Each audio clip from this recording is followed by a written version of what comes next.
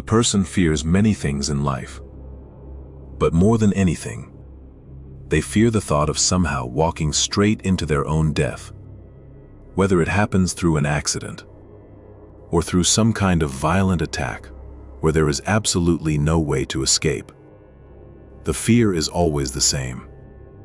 Tonight, I am going to tell you about a real story that happened to a young man and his friends. And after everything that happened that night, only one of the four of them made it back alive. This happened when a young man was traveling to another city with his three friends to attend his brother's wedding. It was late at night, the drive was long, and everyone was tired. Their plan was to stay on the main highway the whole way, but somewhere along the drive, one of them suggested taking a shortcut, saying it could save them a lot of time.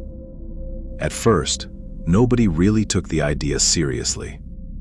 But after a while, they actually decided to leave the main road behind and turn onto a different route. At first, everything seemed fine. The road was definitely empty, but it was still drivable. Then little by little, their phone signal started to disappear. The forest kept getting thicker, and the road started to feel even more isolated. Two of his friends started getting uneasy, because they realized that if they went any deeper down that road and ended up getting lost somewhere out there, they would not be able to contact anyone, and even the map would be useless. But the one who wanted to take the shortcut reassured them again, telling them not to worry, and saying that this road would eventually connect back to the main road somewhere. In the end, they went along with it and kept driving forward. What none of them realized was that this decision was about to become the most dangerous mistake of their lives. After driving nearly 50 kilometers deeper into the area, they suddenly saw that the road ahead had been dug up, and large pieces of tree logs were scattered across it. The road was completely blocked. They had no choice but to stop the car. One of them immediately said that they needed to turn back now. Another one said nervously that the way back was way too long. That was when one of them noticed another narrow road branching off to the side. He said that maybe this route was still open, and if they took it, it might lead them back out to the main road ahead. The other two tried to stop him again. They said the forest was way too isolated. There was still no phone signal, and taking a road like that, without knowing where it even went, was a stupid idea. But even after all of that, they still went down that road. The road kept getting narrower, and the forest kept getting thicker. The silence around them was so heavy that the only sound they could hear was the car itself moving through it. After driving for nearly 10 more kilometers, one of his friends suddenly said that he was feeling really uneasy. In a low voice, he said it felt like someone was following them. Another friend immediately told him that it was just his imagination. But the guy could not calm down.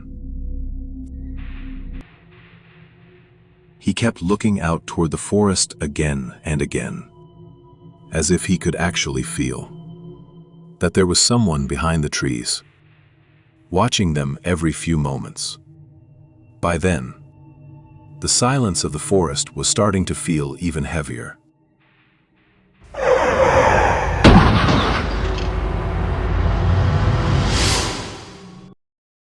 All of a sudden, the car ran over something. There was a violent jolt. The tire blew out, and the car lost control before flipping over hard. All four of them were hurt. One of his friends was thrown so badly that he was knocked unconscious. The other three, who were still conscious, barely managed to crawl out of the car. Then they pulled their unconscious friend out too and splashed water on his face. But he only came to halfway. By that point, the car was completely wrecked. It was no longer drivable, and there was no sign of help anywhere. One of them took a flashlight and walked back toward the road to figure out what had actually caused the tire to blow. He was sure there had to be something there, a sharp branch, a piece of metal, or anything else sharp enough to do that. But when he looked at the road, it was completely clear. There were no nails, no metal, no broken wood, nothing that could have torn the tire or caused the car to flip. He immediately called the others over. The three of them bent down and searched the road carefully, but they still found nothing. They just stood there, looking at each other. No one could understand how the crash had happened, if the road was completely clear. Then suddenly, one of them said in panic that their unconscious friend was still lying back at the crash site, all alone. The three of them ran back immediately, but when they got there, their friend was gone. He was badly injured, barely conscious. He could barely even move. So where did he go? The three of them started calling out his name. They searched around the road. They pointed their flashlights between the trees. They shouted into the forest, but nothing answered back. Then one of them, in a panic, pointed his flashlight farther into the woods. And that was when all three of them saw something moving between the trees. At first, they could not understand what they were even looking at. But a few seconds later, they finally saw it clearly. A man was running deeper into the forest, carrying someone over his shoulder. One of them immediately said that it was their friend. Another one told them not to go after him, and said that chasing someone into a dark forest like that would be extremely dangerous. But the third one said that they could not just leave their friend like that. As soon as he said that, he ran straight into the forest, and the other two had no choice but to follow him. They kept chasing that man between the trees. For a while, they could still see movement ahead of them. But then suddenly, he disappeared. The three of them stopped. By then, they had already gone deep into the forest. All around them, there was nothing but darkness, silence, and the reality that their friend had already been taken deep into the forest by some unknown attacker. At that point, all they had left was pain, panic, and a helpless feeling that none of them could think clearly anymore. One of them said angrily, and with fear in his voice, that he had already warned them not to come deeper into the forest. Another one said that by now it was obvious that everything from the crash to their friend disappearing felt like part of a trap. Someone was out there, and it felt like they wanted to lure them in. The third friend finally snapped. He said he could not stay there any longer. He was going back. The other two tried to stop him. They told him that none of them even remembered the way back, and that separating now would be like inviting death. But he refused to listen. He said that if they stayed there any longer, all of them were going to die, and with that, he turned and started running off by himself. The other two kept shouting after him to stop, but he never did. Only a few seconds later, his scream echoed through the forest. It was the kind of scream that made it instantly clear that something terrible was happening to him. The other two grabbed their flashlights and ran toward the sound. Their lights were shaking everywhere. Then for just a moment, they saw their friend lying on the ground up ahead. And someone was bent over him. They could only make out one thing: someone was attacking him violently. The second the flashlight hit him, that person stood up, dragged their friend, threw him over his shoulder, and ran deeper into the forest again. The two of them chased after him again, but after a short distance, that person stepped into a narrow stream.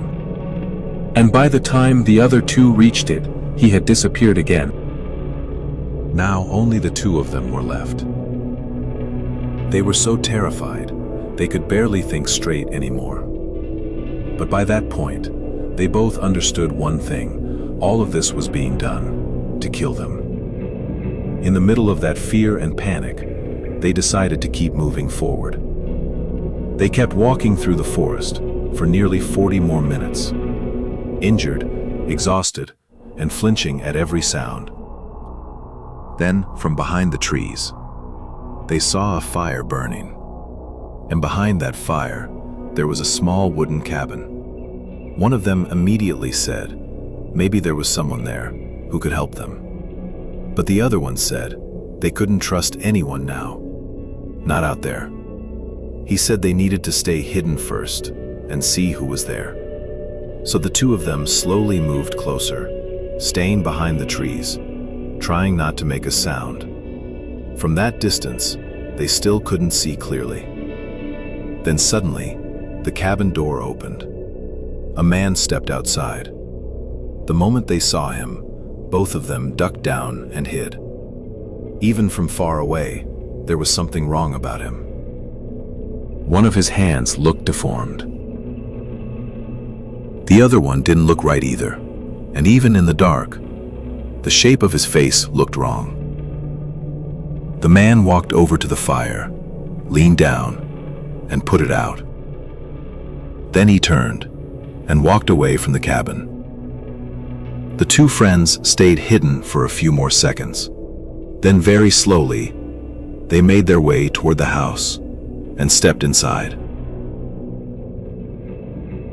The moment they stepped inside the cabin, it felt like the ground dropped out from under them. Clothes were scattered everywhere. Some of them belonged to their friends, and they were covered in blood. There were blood stains on the floor too, and on top of a table, there was a raw piece of meat. The two of them looked at each other, but neither of them needed to say a word. They already understood. Whatever had happened to their friends had happened right there. One of them immediately said they needed to get out of there, right now. The two of them turned and ran out of the cabin. But the second they stepped outside, the attacker was back. Both of them took off running immediately. They were sprinting through the forest as fast as they could, and behind them, they could hear the attacker's footsteps and branches snapping in the dark. Then all of a sudden, one of them let out a scream and crashed to the ground. His foot had gotten caught on something sharp, hidden underneath the leaves. He tried to get back up, but he couldn't run anymore. The other friend turned back to help him, but the injured one screamed at him, "Run, don't stop, or we both die here." A few seconds later, the attacker reached him. For the last time, the surviving friend looked back, and in the darkness, he could see both of them struggling, while his friend kept yelling at him to run. Then the boy turned, and kept running through the forest in complete panic. He had no idea where he was going. Every second, it felt like the attacker was right behind him again. By the time the first light of morning started to break, he was barely conscious. He was covered in blood, dirt, and sweat. But somehow, after wandering for what felt like forever, he finally made it to a road. A passing car came to a stop when the people inside saw the condition he was in, and they rushed him to the hospital immediately. When his condition finally started to improve, he told people everything that had happened that night. A lot of them didn't believe him. Some said he was in shock. Others said the darkness and the fear must have made him see things wrong. But the boy always stood by one part of his story. He said that before he reached the road, when he looked back one last time, someone was still standing there, between the trees. And it was just watching him.